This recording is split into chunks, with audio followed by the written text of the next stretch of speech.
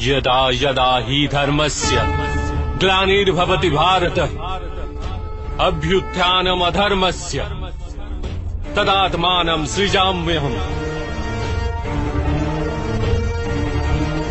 परित्राणाय साधूनां विनाशाय च दुष्कृतां धर्म संस्थापनार्थाय संभवामि युगे युगे।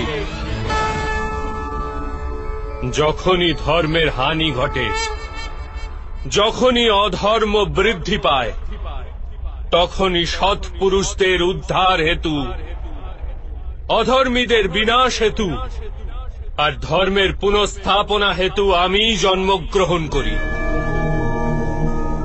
এ প্রত্যেক যুগে হয়ে আসছে আর আগামীতেও এই রূপই হবে।